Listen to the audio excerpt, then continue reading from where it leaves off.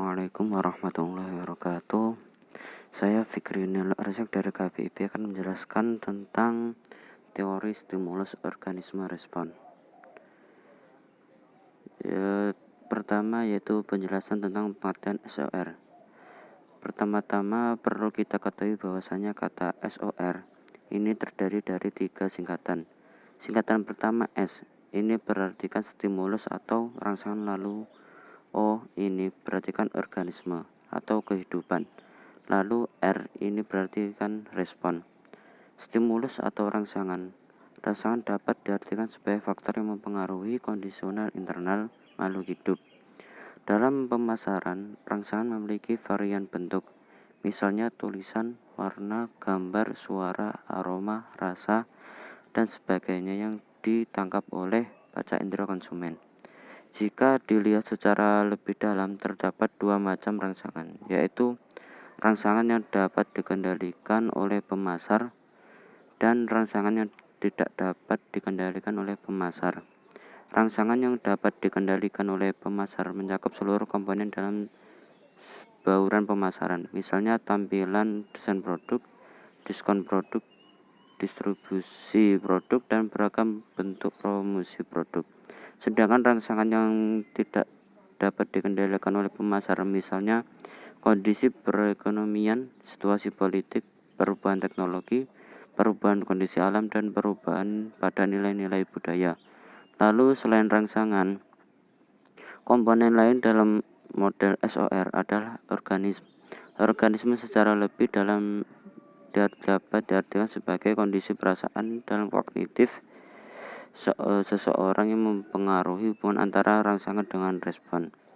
Menurut Bagozzi dalam Cheng et al., organisme di sini merujuk pada merasakan dan berpikir. Ketika suatu rangsangan ditangkap oleh panca indera seorang konsumen, maka ia akan mempersepsikan rangsangan tersebut dengan melibatkan perasaan dan pikirannya, sehingga menentukan respon terhadap rangsangan tersebut. Dalam hal ini, organisme memiliki faktor yang mempengaruhi, yakni diantaranya meliputi 1.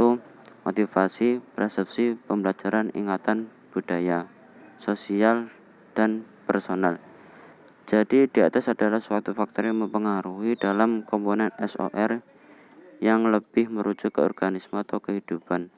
Lalu selain komponen rangsangan dan organisme, ada juga komponen yang terakhir, yakni respon. Respon di sini adalah komponen ketiga dalam model SOR. Menurut Donovan dan Bitter dalam Euroglow, respon hasil akhir dari proses internal yang terjadi di dalam diri konsumen dan merupakan keputusan akhir konsumen. Konsumen bisa saja melakukan pembelian, menunda pembelian, membatalkan pembelian, atau bahkan menghindari pembelian. Model SOR ini banyak digunakan oleh pemasar untuk mengetahui bagaimana hubungan antara rangsangan yang diberikan kepada konsumen dan reaksi konsumen atas rangsangan tersebut melalui kegiatan membeli, mengkonsumsi, dan menghabiskan. Dengan mempelajari model ini, pemasar diharapkan mampu membuat informasi sebagai rangsangan stimulus yang menarik agar dapat diekspos oleh konsumen, yang meliputi informasi mengenai produk, harga, tempat penjualan, dan promosi yang menarik. Misalnya dengan menyelip pesan-pesan edukatif dan promosi, dan menciptakan stimulus yang menarik. Diharapkan konsumen dapat memberikan reaksi yang sesuai dengan mohon maaf tadi ada gangguan. Selanjutnya yaitu yang menarik agar dapat diekspos oleh konsumen, yang meliputi informasi mengenai produk, harga, tempat penjualan, dan promosi yang menarik. Misalnya dengan menyelip pesan-pesan edukatif dalam promosi. Dengan menciptakan stimulus yang menarik, diharapkan konsumen dapat memberikan reaksi yang sesuai dengan yang diharapkan oleh pemasar. Jadi di atas adalah pengertian dari SOR. Yang P yaitu hubungan teori SOR ini dalam sikap masyarakat. Teori SOR atau stimulus organisme respon menjadi landasan dari proses komunikasi dalam penelitian ini. Teori ini berasal dari kajian psikologi. Tidak mengherankan apabila kemudian menjadi salah satu teori komunikasi, sebab objek material dari psikologi dan ilmu komunikasi adalah sama, yaitu manusia yang jiwanya meliputi komponen-komponen sikap, opini, perilaku, kognitif, dan konasi.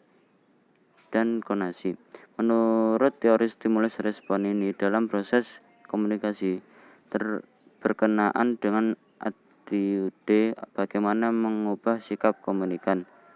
Dalam proses perubahan sikap, tampak bahwa sikap dapat berubah hanya jika stimulus yang menerpa benar-benar melebihi semula.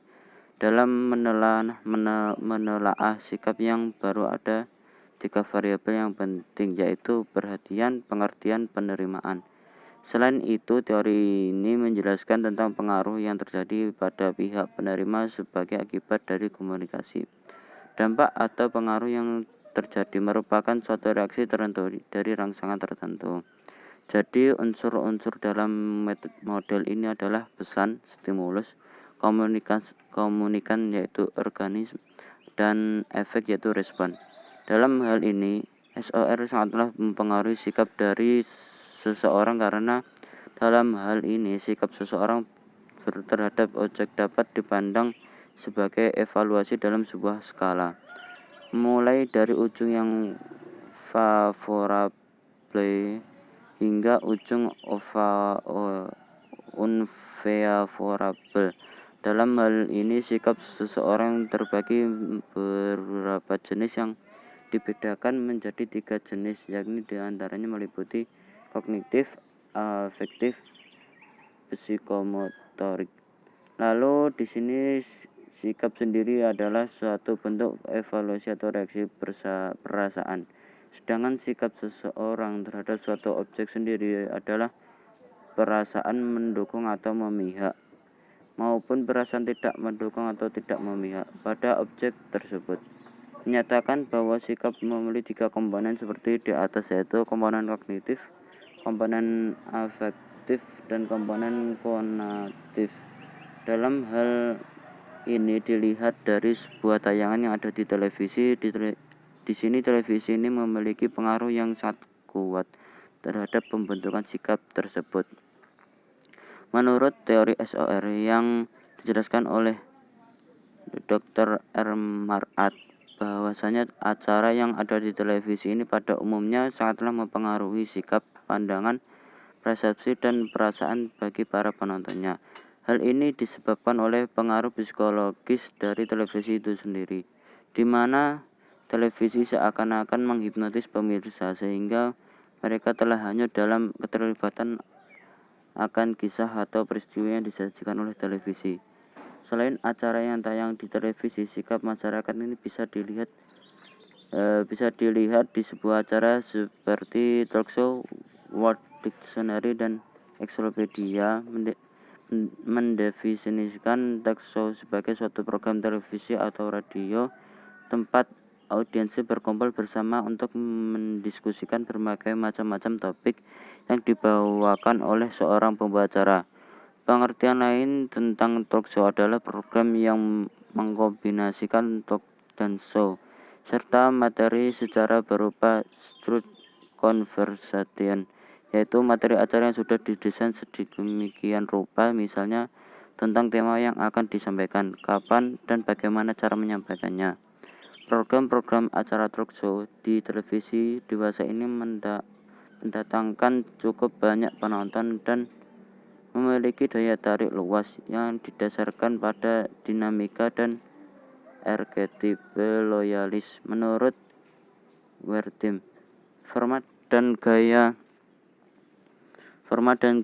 dari sebagai besar talk show merupakan pendekatan dua sahabat dapur yang merupakan trik yang sangat efektif dalam pemasaran produk, yaitu mencakup pada tata letak yang secara fundamental. Tata letak ditujukan untuk menciptakan atmosfer keserasian dan relakasi yang mencerminkan atmosfer antar sahabat lama yang saling berinteraksi dan bertukar pikiran. Dan sebagai besar pemandu talkshow yang mengiklankan diri mereka sebagai pribadi yang baik, mau memahami dan menarik, pribadi yang bisa dipercaya. Menurut Morrison, ada beberapa elemen-elemen yang dapat menentukan berhasil atau tidaknya suatu program tersebut diterima di masyarakat, yang dinamakan sebagai elemen keberhasilan. Agar program atau acara talkshow tersebut banyak diminati oleh pemirsa, maka program atau talkshow tersebut harus memenuhi elemen-elemen pendukungnya, yaitu konflik, kesukaan, durasi, konsistensi, energi, timing, dan tren. Selain televisi dan talkshow, ada juga yang sangat mempengaruhi sikap masyarakat, yakni sebuah iklan yang disiarkan dalam televisi. Dalam hal ini perlu diketahui terlebih dahulu pengertian dari iklan ini dalam bentuk penyajian dan promosi ide barang atau jasa secara non-personal oleh suatu sponsor tertentu yang memerlukan pembayaran.